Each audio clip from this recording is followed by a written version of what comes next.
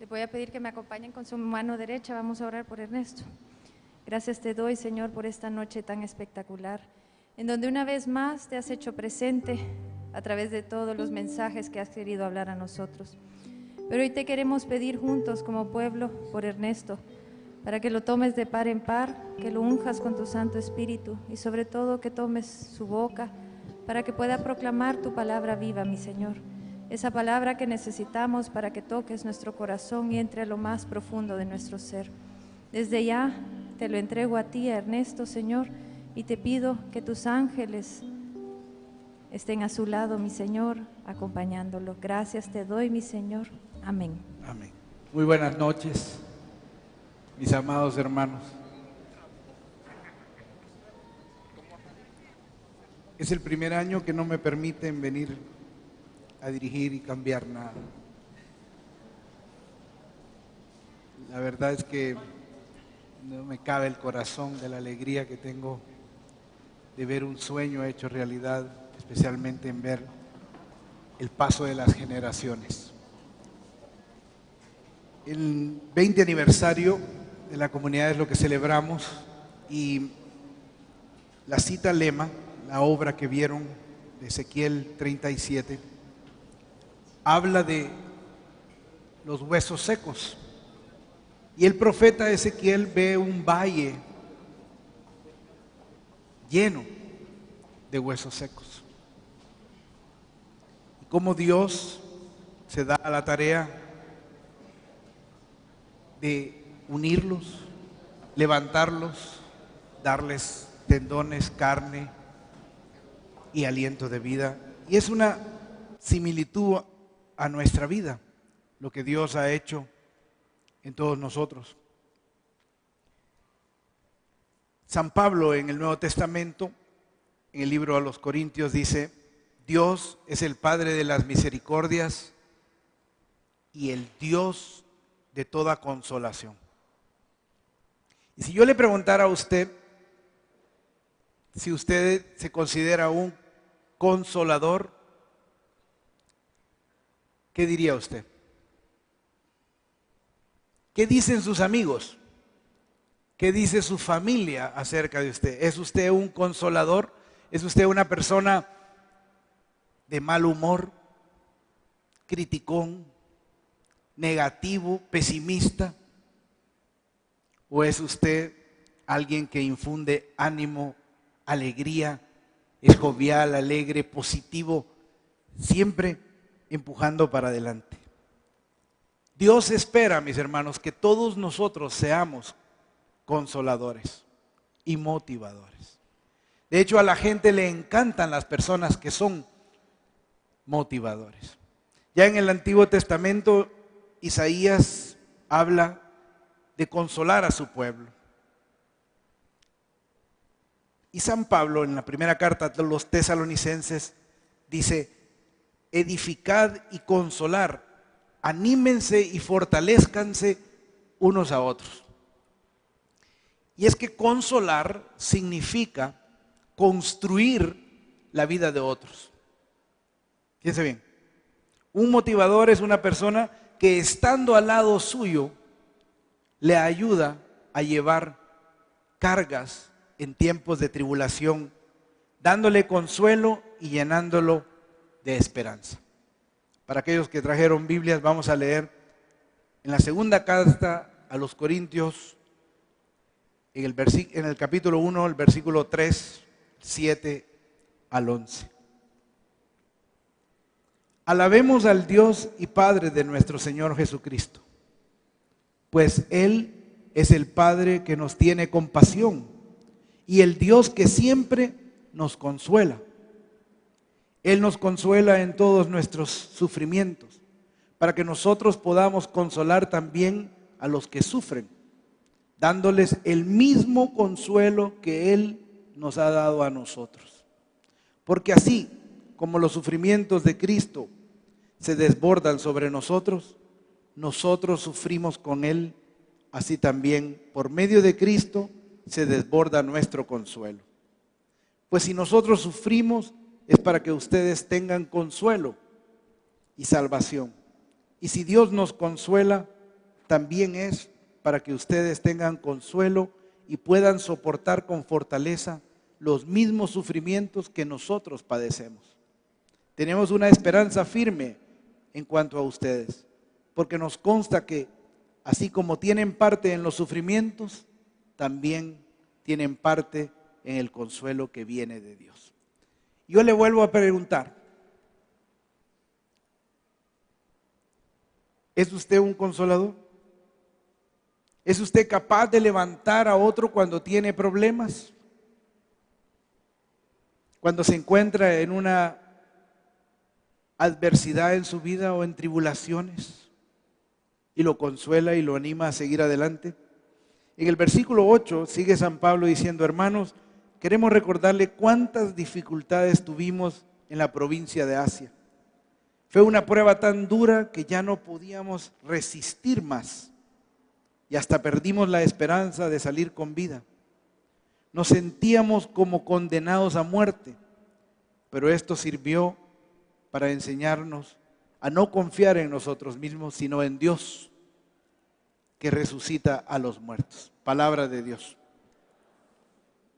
Si yo les pregunto, ¿cuántos de ustedes aquí quieren ser consoladores? ¿Cuántos me levantarían la mano? Gloria a Dios. Pero si yo les contara lo que toma y lo que hay que pasar para ser un consolador, tal vez algunos se echarían para atrás.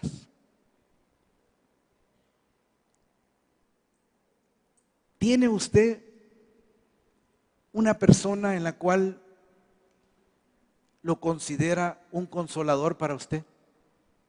Alguien que cuando vienen las malas noticias es la primera persona que se le viene a la mente.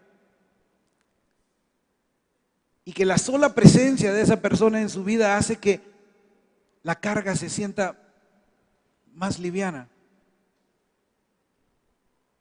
Que usted es capaz de enfrentar cualquier cosa. ¿O es usted una persona solitaria, de tal manera que no tiene quien le ayude? Nunca busca ayuda. Y cuando las noticias vienen, nomás le sirve para arrinconarse más y aislarse en su soledad. Siente que nadie le puede ayudar. La verdad, mis hermanos, es que todos necesitamos a un consolador y a un motivador. Y todos deberíamos de serlo para alguien más. Cuando yo pienso en un consolador, pienso en aquella persona que está dispuesta a dejar todo, sin importar el costo, sin importar el itinerario, que puede también sufrir en su vida por ir a atender a una persona, pero que es tan importante para ella que está dispuesta a dejar todo por esa persona. ¿Tiene usted a alguien así? La Biblia dice que Dios es el Padre de toda misericordia y Dios de todo consuelo. ¿Saben qué es increíble cuando pensamos en Dios? Cuando la palabra Dios se menciona, dice Dios, nuestro Dios. Que Dios nunca está lo suficientemente ocupado para no atendernos. Que Dios está dispuesto a vernos pasar por los problemas y atendernos cada vez que lo buscamos. Y está dispuesto a pasar el tiempo que sea necesario para que usted salga de su problema. Es espectacular. Y hoy más que nunca estamos viviendo en medio de gente que está muy tribulada, con muchas tribulaciones, con mucho sufrimiento, con mucho dolor, con mucha ansia.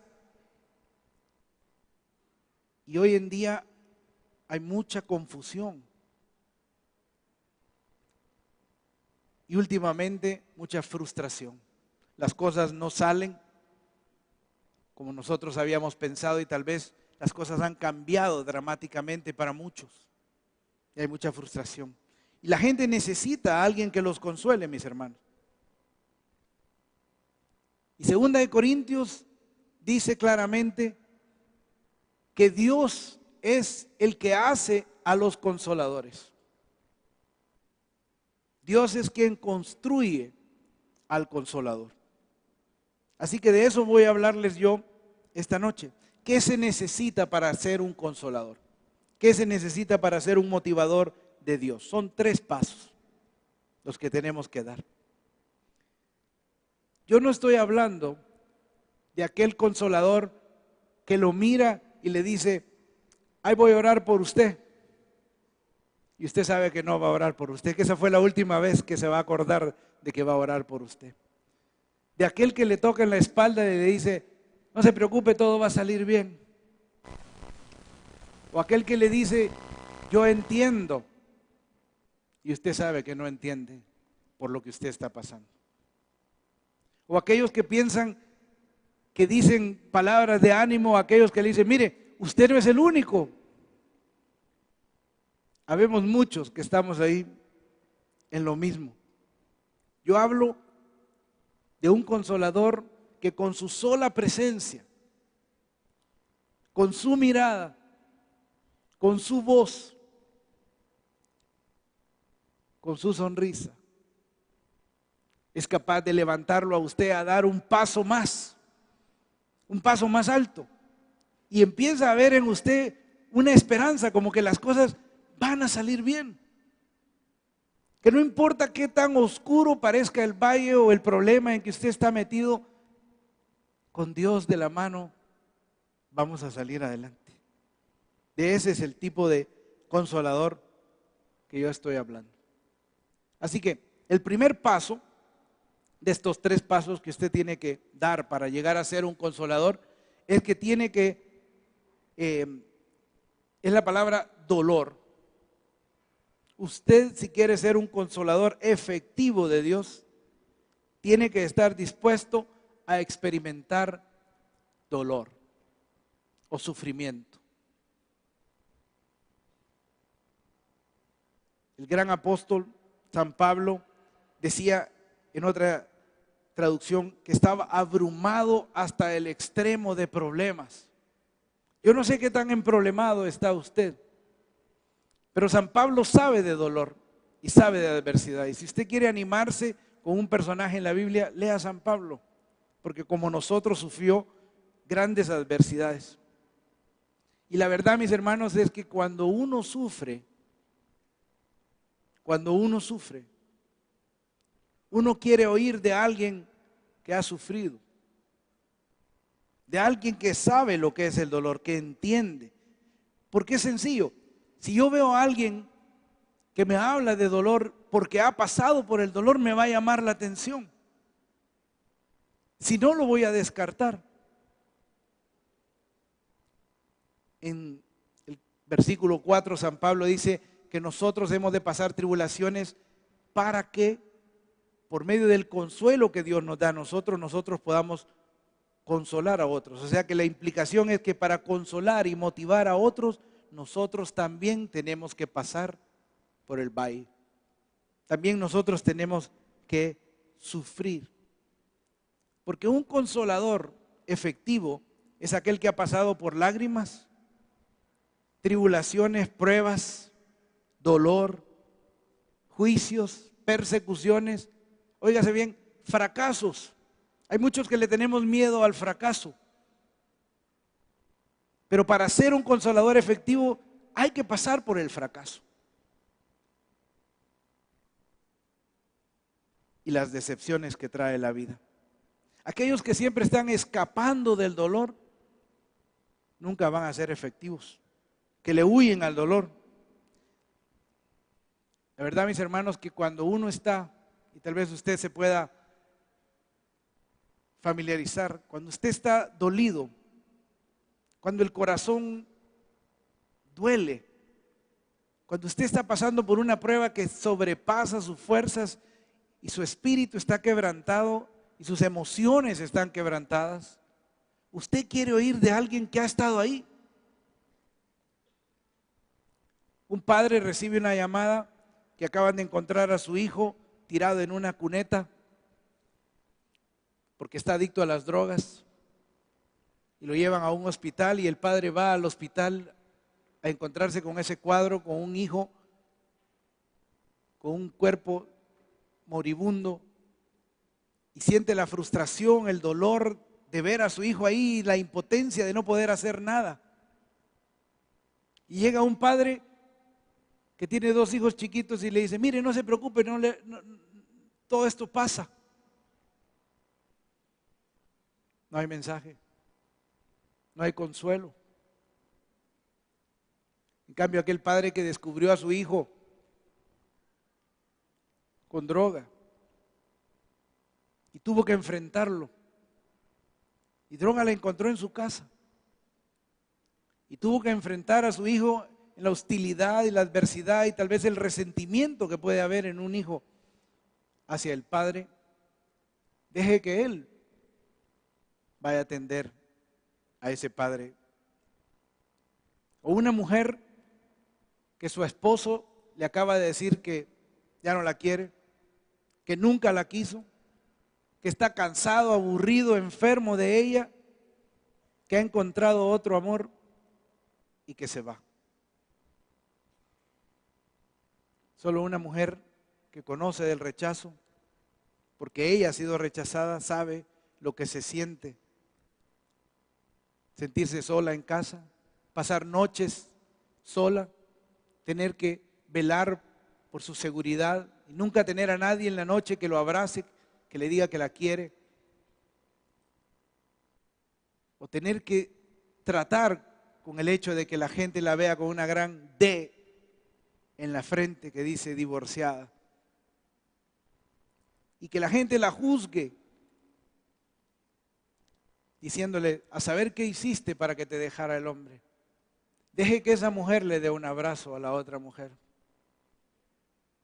Job, en el Antiguo Testamento, tenía consejeros que lo acompañaron en toda su tragedia y no le fue muy bien con ellos.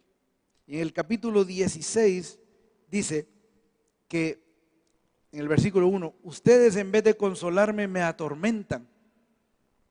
Es que no hay fin a palabras huecas, palabras que se las lleva el viento. Ese no es el consuelo del que estamos hablando. Porque ¿cómo vamos a ser útiles a Dios si nosotros no pasamos por las pruebas? Y lo importante es que al pasar por ellas somos útiles a Dios. Yo no digo que una persona que nunca ha sufrido no tenga consuelo para otra persona. Pero en la escuela de las lágrimas y en la universidad del dolor, es ahí donde Dios nos enseña a ser consoladores. Por eso que no le extrañe que usted, como esos huesos secos, haya sufrido. Su sufrimiento tiene un propósito. ¿Y sabe cuál es? Que hay autoridad cuando usted toca a una persona, cuando usted mira a una persona, cuando usted le da una palabra a una persona. Porque cuando usted ha estado en el valle, mi hermano, y ha sufrido, sus palabras pueden consolar a otro. Sus palabras son capaces de darle esperanza a alguien que ya no la tiene. Hace 3 años, casi 3 años, a un amado hermano mío le diagnosticaron un cáncer en el cerebro, un tumor con peligro de muerte.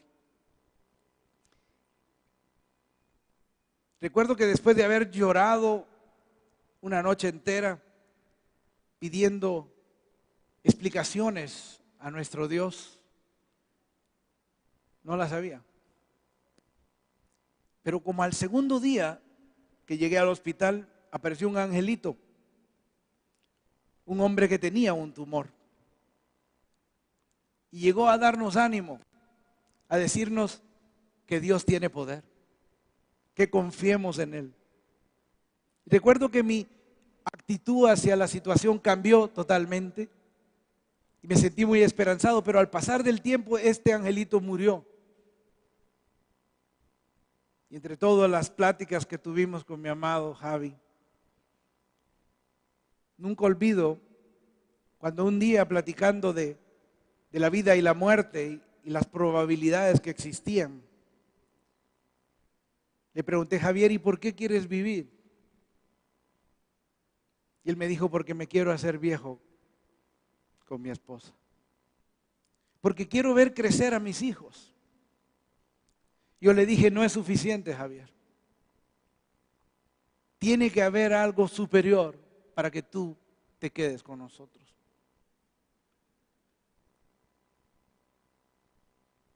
Yo nunca he tenido cáncer. Y no sé lo que se siente estar en esa situación. Pero hoy en día Javier todas las semanas me dijo, no pasa una semana que él no consuele a alguien que está pasando por una enfermedad. Y su vida tiene sentido y sus palabras tienen poder. Porque le puede decir a un enfermo de cáncer, yo sé lo que estás pasando. Yo no sé si usted alguna vez se ha puesto a pensar, ¿por qué tenía que sufrir Jesucristo siendo Dios? Él tuvo su proyecto de 30 años donde quiso, como me explicó Monseñor un día, aprender todo desde el vientre de su madre. Pero en 3 años sufrió de todo. ¿Sabe por qué sufrió? ¿Sabe por qué pasó por toda la adversidad, el dolor, el desprecio, los rechazos, hasta la muerte?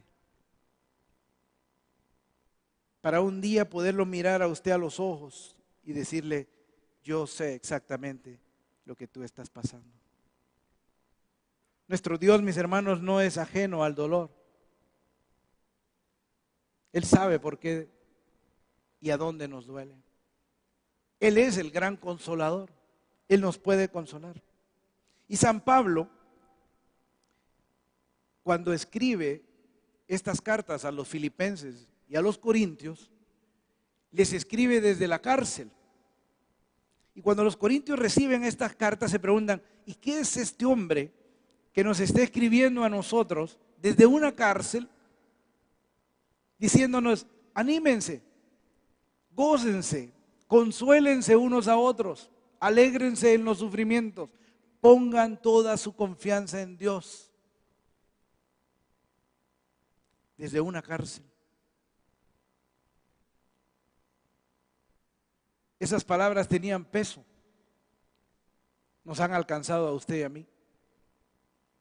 Pero imagínense si San Pablo hubiera dicho, bueno, camino a Grecia, San Pablo desde las playas del Peloponeso, en un momento encontró un tiempo para escribir una carta y no hubiera tenido el mismo peso, el mismo sentido. ¿Sabe por qué? Porque hay actitudes que nosotros tomamos hacia el dolor. No sé cuál toma usted, pero hay algunos que corren al dolor.